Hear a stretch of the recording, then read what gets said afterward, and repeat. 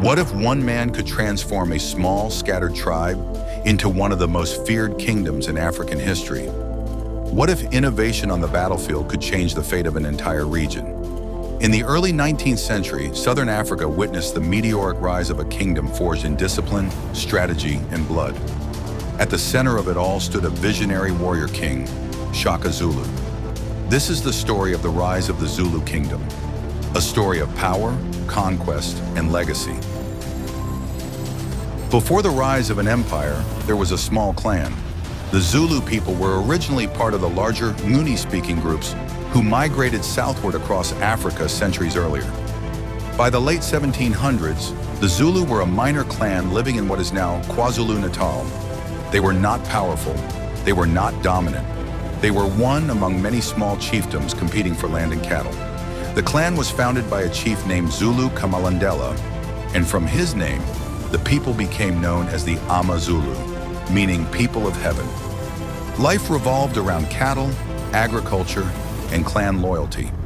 Warfare existed, but it was limited, mostly ritualistic and not aimed at total destruction. That would soon change. Born in 1787, Shaka was the illegitimate son of a Zulu chief. His early life was marked by rejection and exile. Alongside his mother, he sought refuge under the powerful Mfecane chiefdom led by Dingiswayo. It was here that Shaka's military genius began to shine. Under Dingiswayo's mentorship, Shaka learned warfare, but he didn't just learn it, he reinvented it. When Shaka eventually became leader of the Zulu around 1816, he introduced radical military reforms.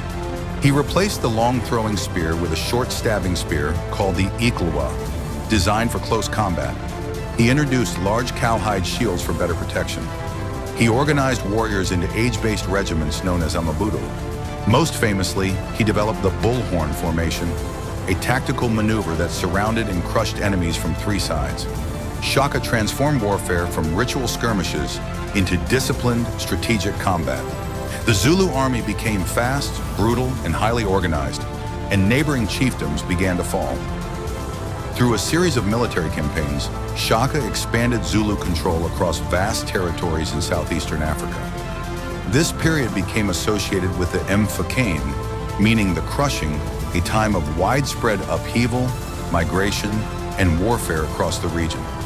Some historians argue Shaka's conquest caused massive displacement as defeated groups fled, forming new kingdoms elsewhere. Others suggest environmental pressures and competition over resources also played major roles. What is certain is this: the Zulu Kingdom rose rapidly and dramatically. By the 1820s, Shaka ruled over a centralized and powerful state with tens of thousands of warriors. But his reign was not to last forever. In 1828, Shaka was assassinated by his half-brothers, including Dinganka Senzangakona, who would take the throne. Yet even in death, Shaka's legacy endured. The Zulu Kingdom would continue to play a major role in Southern African history, including later clashes with British colonial forces in the 19th century. The Zulu Kingdom was more than a military power. It was a nation built on discipline, identity, and innovation. Today, millions of Zulu people continue to preserve their language, traditions, and pride in South Africa. Shaka Zulu remains one of Africa's most studied and debated historical figures. Visionary or tyrant, unifier or destroyer. Perhaps he was all of these, but one thing is certain: he changed history. If you enjoyed this deep dive into African history, make sure to like this video and subscribe for more powerful stories from the past. What African kingdom should we explore next? Let us know in the comments. Until next time, stay curious.